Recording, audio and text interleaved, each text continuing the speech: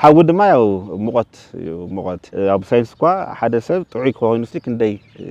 درجة مقت نيو كافتات حليفة كاتني ساون إيش كعم حمام نصح تخلي بتخكل تمايون لا وقعد تقوينا وناقص قايخة يا بحاول تمثلنا دك سباتنا من سين الزمن دما أو تامن سين تا جبزنا تا قلوة له تا إمرو له حيل شعسن لا كل نجارناتي أقول أنا كرأة أقول أنا قبل الكون أنا وص كبل حتيات مالت يا مسأن ديك توانا إخزابير حتسن لذي إخزابير سن خلها أنا إخزابير خو نجارات حتسنو مصمم الخدو سر إخزابير تسينو نإخزابير خو نجار كل سن مالتي نإخزابير اللي خو نجار اللي ويم حكي ويم تركي إخزابير يو إخزابير مساخون كله نإخزابير مساخايو حتيات إخزابير مسأنيو إخزابير مسأن دمان إخزابير خو نجارات كله مسأنيو سب كمنا من السين الزمان خوينو أمنا شمقلنا زمانو كتصوم أي خليك كمنا من السين كل عدم خوينو أمنا شمقلنا زمانو كمزوت خمجرها المزوت صار عندي بصراحة لك عسرات بهرات وسط صخا أو صرح خلها أو صبوا كنا تلخا يا الحشنا متصرح كمنا رسحات قري إخزابير كمخحن لا قري كتلاقى حوت لك يا مالتي تحوسنا من فسكدوس حوي تيدا حارز ركب دماء هو صانات إلنا مقدار نخلينا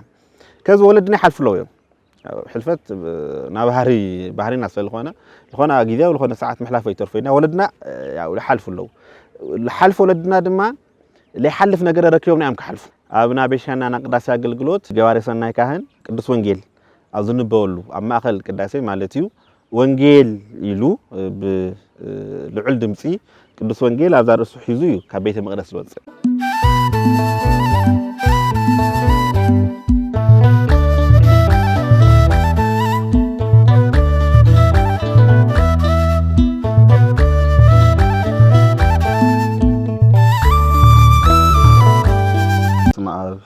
وولد ومنفس قدوس أحدو أملاك آمين سلام እግዚአብሔር ምስኩላትና ይሁን ሰላም ከመይተሐድሩ ከመይተዕሉ ከመይተቅንዩ ተኸታተልቲ ዝመደብ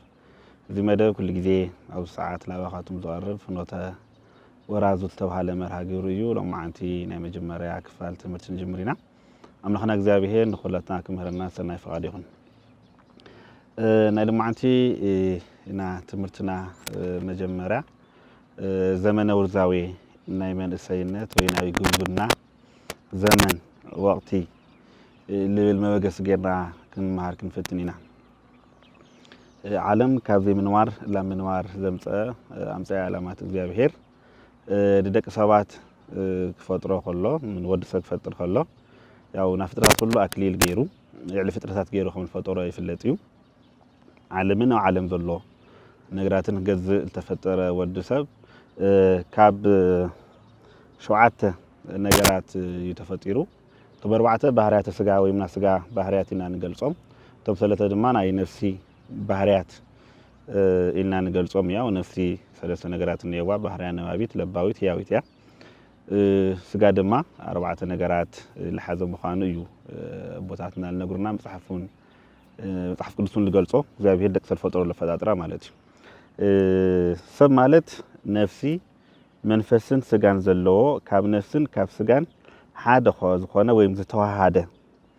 بنفسي أكلنت تطوز باله فلسم سجان نفسن فلسم سجا مولو سجا مالت يولنا كنا نقول كيفلي توهاليك أم صحفهم قص ميتن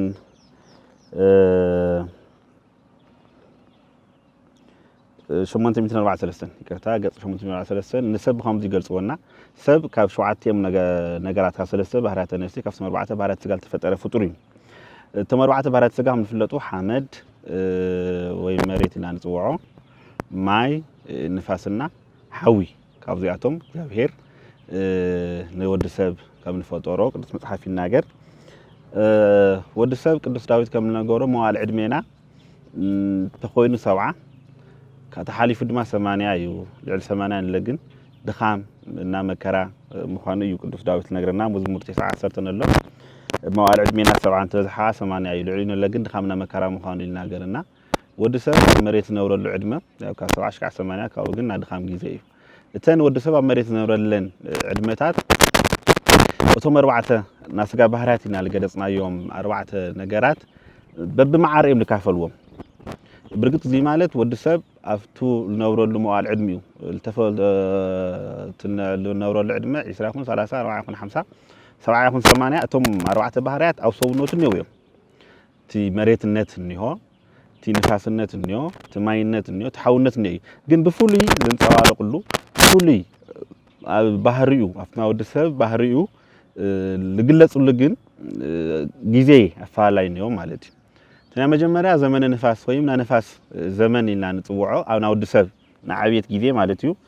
ወዲ ሰብ ካብ ዝውለድ ሽካ 20 ዓመቱ ዘሎ ጊዜ ያው ዘመነ ንፋስ ወይ ምግበ ንፋስ ናተባለ ይፍለጥ ትና ህፃንነት ጊዜ ማለት እዩ ና ህፃንነት ጊዜ ንፋስ ባህሪኡ ምኻድን ምድፋእን ነየው ነዞም መሃል ማለት እዩ በቃ ንፋስ ባህሪ ይደፍእ ይኸድ ካበይ ከም ዝመጽእ ናይ ከም ዝኸድ ግን ይትፈልጥ ጎይታና ወን ዮሐንስ ወንጌል ኒቆዲሞስ ከረዶ ከሎ ንፋስ ካበይ ከም ዝመጽእ ናበይ ከም ዝኸይድ ከም ለይ ይፍለጥ ጎይታና ነጊርዎ ነይሩና ንፋስ ባህሪ ነየው ነዞም መሃል ምኻድን ምድፋእን እዩ ኣብ ዘመነ ንፋስ ወይ ናቲ ህፃንነት ዘመን ኢና ንጽውዖ ካብ ህፃን ካብ ተወለዱ ሽካ 20 ዓመቱ ካብ ነሎ ጊዜ ድማ መብዛሕትኦም ኣውነሎ ኣካላት ና ንፋስ ባህሪ ኣብ ህይወቶም ልንጸዋረሉ ጊዜ ከም ትብልናዮ ንፋስ ናብ ምድፋእና ምኻድ ስለኾነ ህፃናት መብዛሕትኡ ጊዜ ኣስተውዒልካ ምኻድ ኣርሒቅካ ምሕሳብ ምስትንታን ነገራት ምስተውዓል ምግንዛብ ብዙሕ ይኾነ ማለት እዩ ኣስተውዒልካ ሸለብ ኢልካ ምኻድ ለብለጭጭ ነገር ሁሉ ናገዝኦም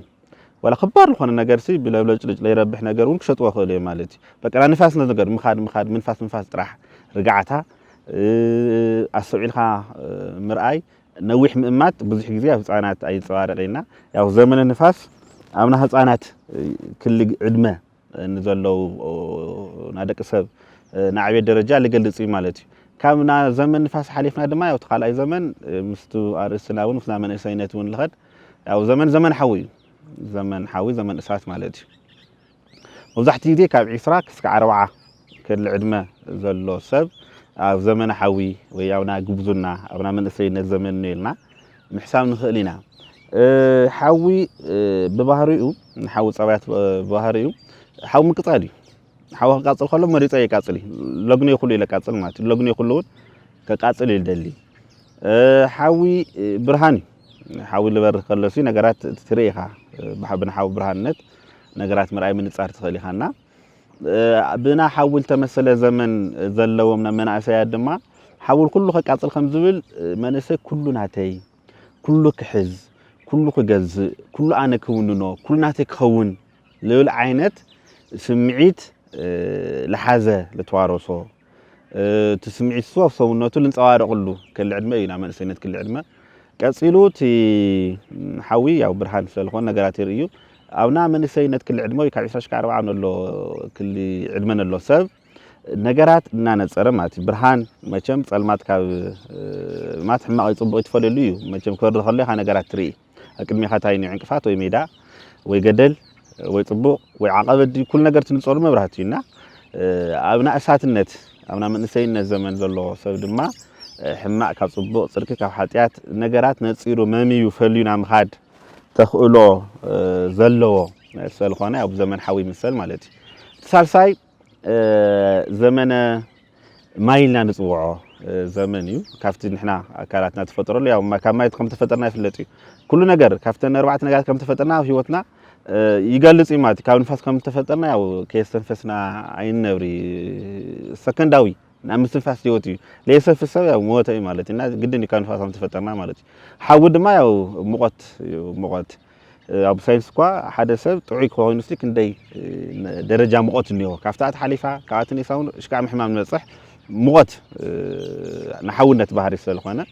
ያው ካብ ሓው ከም ተፈጠርና ይፍለጥ ማይ ድማ ያው በዝሕሰ ክፍል ኣካላትና ማይ ምዃኑ እዩ ልፍለጥ ያው ሓመድ ያው ሓፂና ኳ ይናሲ ጸሪና ኢልና ወዲናስ ድሕሪ ተወሰነ መዓልቲ ሰቢልናያስ ጭቃ ነገር ይበልጽ ሓመድና ተፈጢና ለሓመድና ኢና ምብስባስ እውን ይተርፎ ሰውነት ስለኾነ ማለት እዩ ናት መበል ሳልሳይ ዘመነ ማይ ኢልና ንገልጾ ዘመን እዩ ካብ 40 ክሳብ 60 ዕድመ ክሊ ዕድመ ልነብር ሰብ ኣብ ዘመነ ማይ ኦር ትና ማይ ባህሪ ብበዝሒ ኣብ ሰውነቱ ዝግለጸሉ ዘመን ኢና መላጽ ንኽእል ኢና ማይ ባህሪኡ ዝሑል እዩ ርጉዕ እዩ ማለት እዩ ኣብ ዘመን እዚ ድማ ሰባት ርጋዕታ ምስትውዓል ምዝሓል ምርጋዕ ኣብ ሰውነቶም ልግለጸሉ ዘመን ኣብ ዕድመ ሰብ ናረግዐ እትነበረ ትኩሳት እናቐነሰ እናዝሓለ ዝኸደሉ ዘመን ኢና ዘመነ ማይ እና ምግላጽ ንኽእልና ናይ መወዳእታ ዘመን ዘመነ መሬት እዩ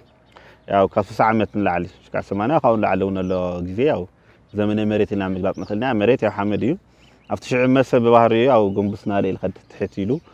መሬት ናጠመተ ይልኸድ ያው ቅዱስ መጽሓፍ መሬት አንተ ብትገብር መሬት ከም ዝበሎ ያው ካብ መሬት ተፈጠረ ተመሊሱ ላ መሬት ለኣቲ ፍጥረት ምዃኑ ዘረድእ ያው ካብ መሬት የላ መሬት የለ ዓይነት መልእኽቲ ዘለዎ ህይወት ለንጸዋርቀሉ ዕድመ እዩ እቲ ዘመነ መሬት ኢና ንገልጾና ኣብዚ ወዲ ሰብ ካፍተን 4 ዘመናት ዝተፈለየ ህይወት የብሉ ማለት ወይ ዘመነ ንፋስ ና ህፃንነት ግዜ ወይ ዘመነ ሓዊ ና መንእሰይነት ግዜ ወይ ኣብዛ ዘመነ ማይ ና ረግዐ ና ዝሓለኸሉ ዘመን እዩ እግዚአብሔር ዕድመ ለሃወ ድማ ያው ዘመነ መሬት ወጽሑ ያው በሽምግልና ላብ እግዚአብሔር ለኸደሉ ዘመን እዩ ማለት እዩ እዚኣቶም ቶም ወዲሰብ ና ዓብየት ግዜያት ብዘመናት ንገልጾም ከለና ላፍታ ዘመነ ውርዛዊ ወይ ድማ ና መንእሰይነት ግዜ ኢልና ንገልጻና ያው መሰረታዊ ዓላማና ኣብ ዙርያ መናእሰይ ስለዝኾነ ዘመነ ውርዛዊ ወይ ና መንእሰይነት ና ጉብዝና ግዜ ያው ቅድምና ከም ንራናይ ካብ 20 40 ዓመት ክል ዕድመ ዘሎ ሰብ ያው መንእሰይ ወይ ጎበዝ ኢልና ምጽዋዕ ንኽእል ኢና መንእሰይነት ወይ ዘመነ ውርዛዊ ብክልተ ነገራት መስሊና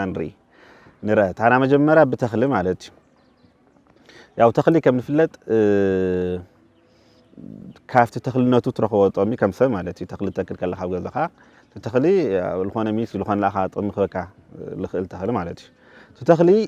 ብልግባእ ካብኡ ትረኽቦ ጥቕሚ ስለኣኻ ክበካ ዝግብኦ ኣገልግሎት ንኽትረክብ ግን ንስኻ ለቱ ተኽሊ ትገብሮም ነገራት ተቐዲምካ ትገብሮም ትኽእል ኔካ ያው ተኽሊ ግድን ተሓጽሮ ትኽእል ኔካ ምስ ተሓጽረ ማይ ክሰቲ እዩ ማይ ምስ መሰተ ኩስኩስ እዩ ምኹስኳስ ማይ ምስታይ ምሕጻር ምክንኻን ልጨፈረ ለቲ ተኽሊ መልክዕ ለቲ ተኽሊ ፍረ ንምሃብ ልኽልኩል ነገራት ታህሊ ቁረጽ ክባው ነገራትም ቁረጹ ሸብ ክትሓዙ መልክዕ ክሕዙሉ ኩሉ ነገር ታህሊ እውን መልክዕና ተሓስካ ተኽሊ ብትኽክል ናተኸናኸንካ ብልዕኻ ይቆጽሪ ያው ተኽሊ እውን ብትኽክል ይዓቢ እስኻውን ካብ ተኽሊ ልግባእ ፍረ ልግባእ ረብሓ ትረክብ ማለት እዩ ያው ተኽልና መንእሰይ ምሳሌ እዩ መንእሰይ እውን ኣብ መንእሰይነቱ ከፍርዮ ዝግባእ ፍረ ኣብ መንእሰይነቱ ክሰርሖ ዝግባእ ስራሕ ኣብ መንእሰይነቱ ብኣግባቡ ተጠቂሙ ንኻሊእ ክረብሖ ዝኽእል ረብሓታ ይኹን ንባዕሉ ክርብሖ ዝኽእል ነገር ልክዕ ተኽሊ ኣቐዲምካ ሓጺርካ ማየሲኻ ኮስኪስካ ጽቡቕ ፍረ ከም ዘፍሪ መንእሰይ እውን ኣብ መጀመርያ ገና መንእሰይ ናሃለየ ገና ወጣት ናሃለየ ኣእምሮኡ ምስ ንቕሓቱ ሰውነቱ ምስ ጉልበቱ እናሃለወ መዓዛ መንእሰይነቱ ከይለቐቐ እናሃለወ ማይ ናስተኻ ማይ ያው ንተኽሊ ማይ ለሰይተደኽል ደረቕ እዩ ማይ ቃል እግዚአብሔር እዩ በቃል እግዚአብሔር ማይነት እናስተኻ ተኽሊ ብትኽክል ትማይ እውን ላኡኻ እተኾይኑ ያው ናኮስኮስካ ኢኻ ትማይ ተስትየና ያው ብኹስኳስ ንስሓ ናእተኻ ቤተክርስቲያን ናተመላለስኻ ናጾምኻ ናሰገድኻ ትቃል እግዚአብሔር ምእንታን ምስ ሰውነትካ ክዋሃድ ከም ዝሰማዕኻዮ ምእንታን ክትነብር ከም ዝተምሃርኻዮ ምእንታን ክትኸውን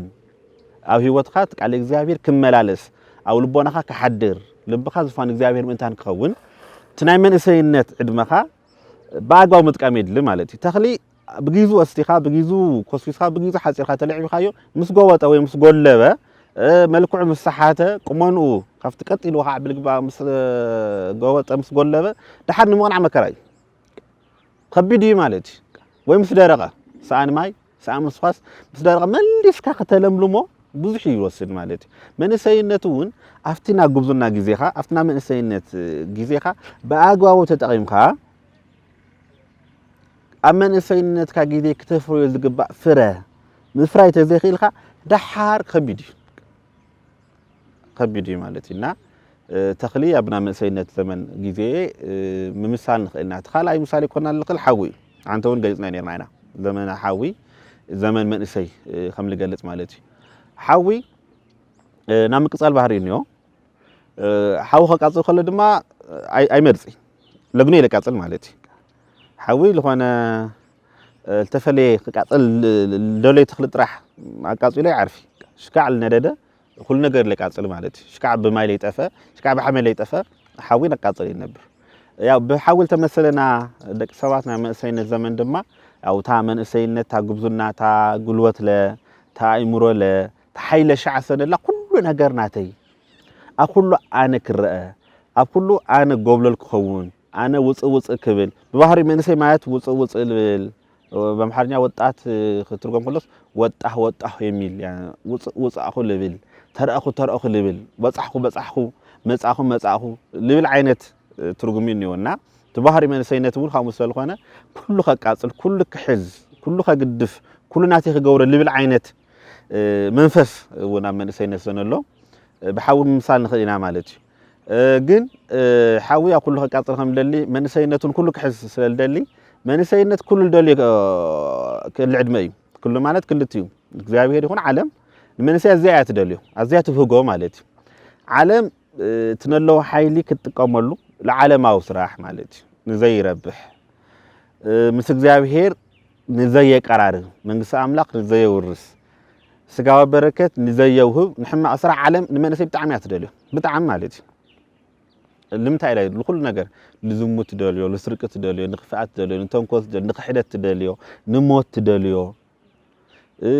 نبأسي نممنتال بكا لكل نجار عالم من نسي أزيات فوق أزيات تدليو مالتي عالم من نسي كترى خلا وعالم من نسي كدليو خلا ملئت خوينا كلنا اللوا خوينا دسا أخم زركة فقراء أخم زركة جنزاء أخم زركة سلطان أخم زركة نعم نسي نتعدمي مساعد راح اندحر مس عالم طرح حليفو لحش ነገር ከም ዝረክብ ጌራ በመስአል ዓለም ማለት ሰይጣን ማለት ወይ ና ሰይጣን ስራሕቲ ማለት እና ያው በጣም ይልደልዮ መንጻር ድማ ያው ፈጣሪው አምላኩ ጎይቱ እንት ኢሉ ደሙ ለፍሰሰ ስጉኡ ልቆረሰ ከሰማያት ወሪዱ ካብ ድንግል ተወለደ ቤዛ ዓለም እግዚአብሔር ክርስቶስ ድማ ንመንሰይ አዝዩ ይደልዮ ማለት አዝዩ ይደልዮ ሰሎሞን ኣብ መክብብ 12 ናመ ቁጥር 1 بموائل جبزنا خان فتارها ذكره له حكي أم موائل جبزنا أم سيدنا جيزي خاسي فتارها ذكره مغنيات الدرس يبلي طول العامات النيو كتسرح كتصعق تعب كتورك تديب كتصوم كتصلي كتسجد قبل يدخل له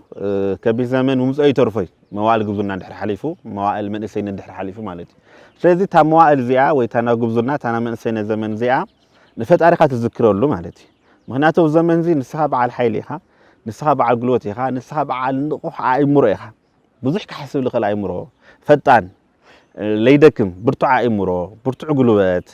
زلك أرحيك هتأمت تخيل سلالخون خا بزمن زي እግዚአብሔር أزوي دلنا مالت أزوي دلنا هنصوم دلنا هنصلي دلنا كناف قروي دلنا مسخن خوين دلنا موائلنا نعم نسينت جيزينا كبار خص سلال دل እግዚአብሔር قدس سلال እግዚአብሔር እግዚአብሔር تقدسه تبارخه عدمه قلوبات حلنا كبرنا ما قلوات قدرت الواري خوكو أو ما قلوات أي سرح نرى مالتي لدخل بدل القلوات لك اعتقد عدنا هم ظلوا مالتي إجابير زي بارخو قلوات إجابير زي بارخو حيلي إجابير زي بارخو من إسي بقى عدون عمسة حاون عمسة حفتنا عمسة بيتكسرنا عمسة باورد ما إجابير نحزنين بير مالتي إجابير زي بارخو إجابير زي قدس حلنا أي مرود ما سحت تمرتي نوعين وعلو ينعدو ما نملي يخون تمرتي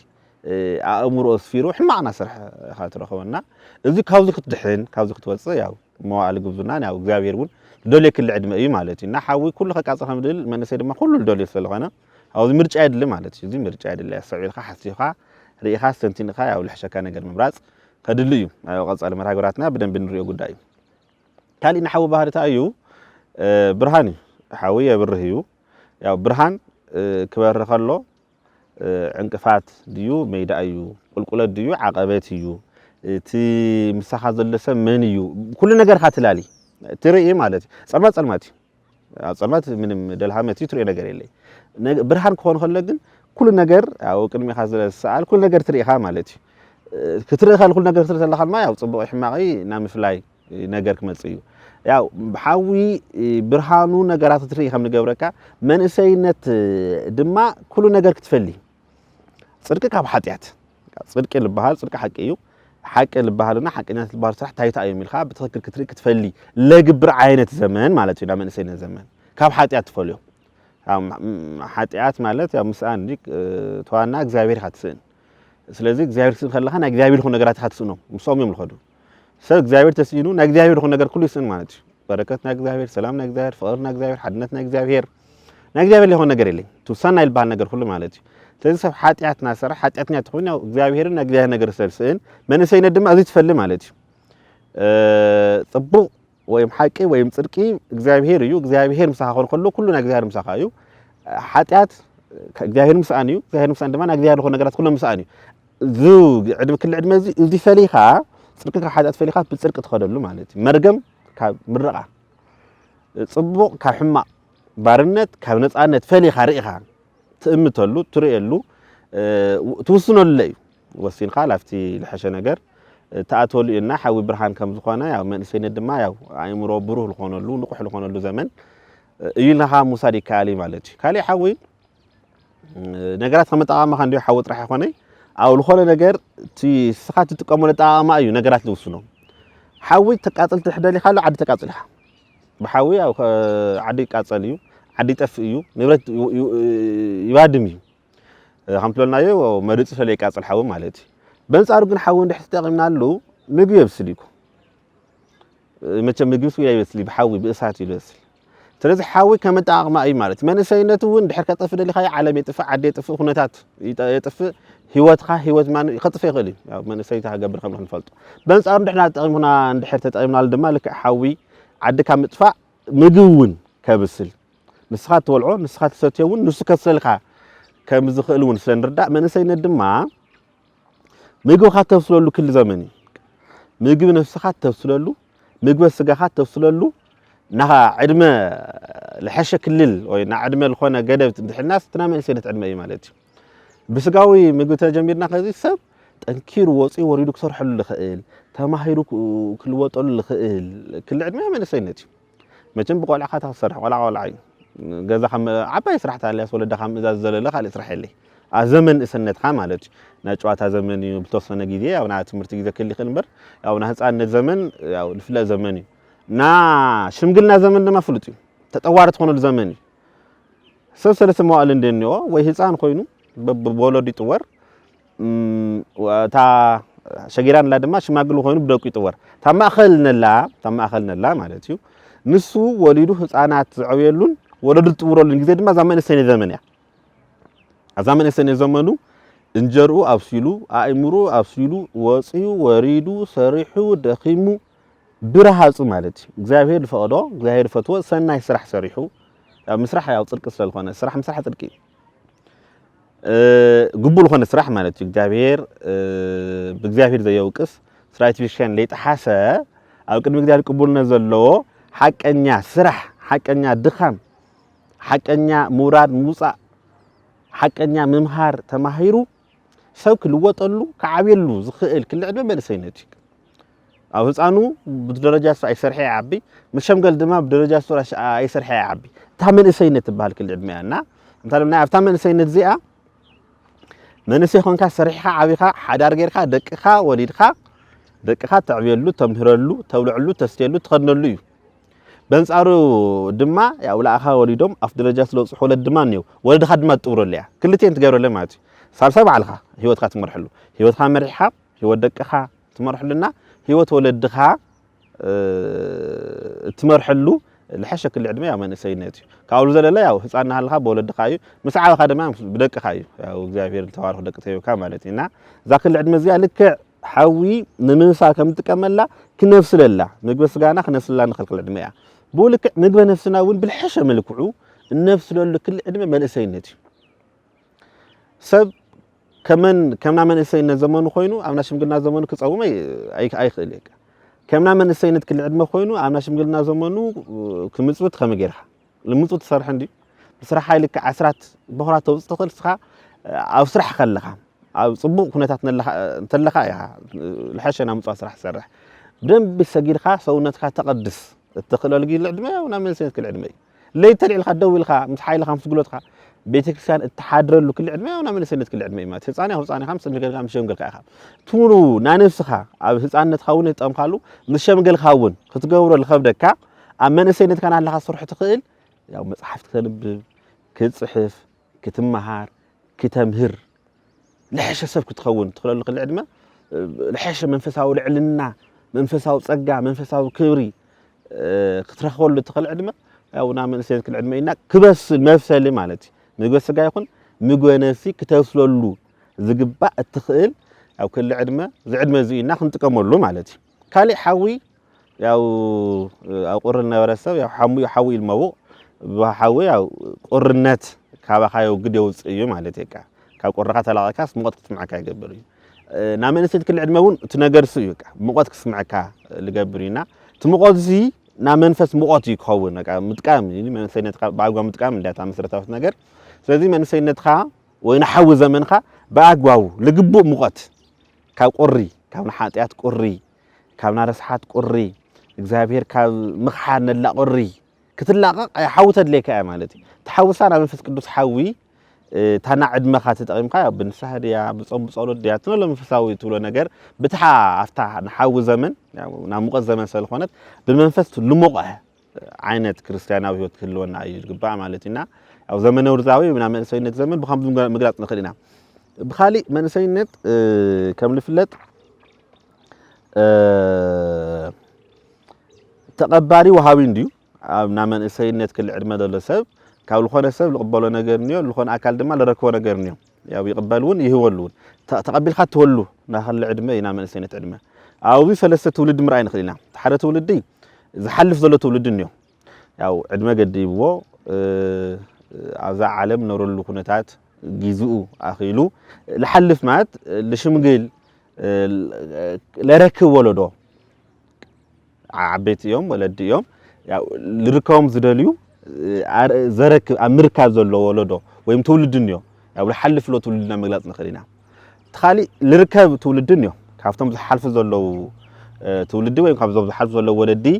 ዝርከብ ወለዶ እንዮ ሳልሳይ ድማ ድሓር ዝርከብ ከዚ ካብቶም ለሐልፍ ወለዶ ዝርከብ ወለዶ ዘረክቦ ተረካብ ወለዶ ድማ እንዮ ድሓር ዝርከብ ህፃናት ኣሰለሰ ምፋል ንኽእልና ና መጀመሪያ እቲ ዘረክብ ዘሎ ትውልድና ንገልጾ ኣቦታትና ኣያታትና እኖታትና ዓበይቲ ኢልና መግለጽ ንኽእልና እቲ ዝርከብ ወለዶ ድማ ያው ንሕና መናእሰይ ምና መንእሰይነት ክል ዕድመ ዘለና መናእሰይ ያው ተረከብቲና እቲ ድሓር ዝርከብ ድማ ያው ህፃናት ኢልና መግለጽ ንኽእልና ከዚ ወለድና ይሓልፍሎ እዮም ሕልፈት ባህሪና ስለዝኾነ ዝኾነ ግዜው ዝኾነ ሰዓት ምሕላፍ ይተርፈና ወለድና ያው ለሐልፍሎ ለሐልፍ ወለድና ድማ ለሐልፍ ነገር ረክቦምና ያም ከሐልፉ ስለዚህ ካወለድና ለሐልፍ ነገር ንሕና ንወርሶ ንርከቦ ነገር ንዮ ማለት ንምርካብ ድማ ያው ንምቕባል ያው ወለ መንሰስ ዝኾንካ ጥራሕ ይተቀበሊ ንምቕባል ድልው ክትኾን ትኽእልኒካ ንምቕባል ዓቕሚ ዘለካ ንምቕባል ዓቕሊ ዘለካ ትዕግስ ዘለካ ዓቕሙ ዘለካ ግሮዝ ዘለካ ክትኾን ትኽእልኒካ በስ ውልኻይ ትርከቢ ኣብና ቤሻና ናቅዳሴ አገልግሎት እቲ ገባሬ ሰናይ ካህን ቅዱስ ወንጌል ኣዝንበወሉ ኣብ ማእኸል ቅዳሴ ማለት እዩ ወንጌል ኢሉ ብልዑል ድምፂ ቅዱስ ወንጌል ኣብ ዛርእሱ ሒዙ እዩ ካብ ቤተ መቅደስ ዝወፅእ ካብ ቤተ መቅደስ ሒዝዋ ዝወፅእ ቅዱስ ወንጌል ድማ ኣፍታ ቅድስቲ ኮይኑ ለቲ ብንፍቂ ልሕግዞ ካህንታ ኢሎ ነዋ ወንጌል መንግስተ ሰማያት ተእቱ ስለ መንግስተ ሰማያት ተሰብኽ መንግስተ ሰማያት ክርስቶስ እትምህርን መንግስተ ሰማያት ለኾነ ክርስቶስ ዝሰበኻን ቅድስቲ ወንጌል እንካ መሃር መዓድ ማለት ወንጌል ሰበኽ ኢሉ ንትንፍቅ ካህን ኢሎ ትንፍቅ ካህን ተቐማ ተቐቢልታ ይብል ዘኣወፈይከኒ ኣወፈይኩከ እታ ዝሃብኻኒ ኢሉ ካፍቲ ካህን ተቐቢሉ ንትዲያቆን ኢልዎ ታልተቐበላ ማለት እዩ ተቐቢሉስ ለለል ትዲያቆን ይዎ ማለት እዩ ትዲያቆን ድማ ታ ወንጌል ተቐቢሉ ነሱስ መቀረት መንግስተ ሰማያት ቀሪባ እሞ ንስሓ እተው ይብል ቅብል ያ ማለት እዩ እቲ ገባሬ ሰናይ ካህን ሰቢቁ ምሂሩ ምዒዱስ ወንጌል ይረክብሎም ማለት እዩ እቲ ነፋዓ ካህን ድማ ታ ወንጌል ተቐቢሉ ከም ታልተቐበላ ከይወስኻ ከይቀነሰ ከይኸለሰ ከይደምሰሰ ማለት እዩ ይኸው ታልሃብኻኒ ይኸው ተቐቢለካ ኒሉ ትዲያቆን ይዎ ትዲያቆን ድማ ያ ወንጌል ተቐቢሉ መጀመሪያ ና ወንጌል ስብከት መንግስተ ሰማያት ቀሪባ እሞ ንስሓ እተው ስለትብል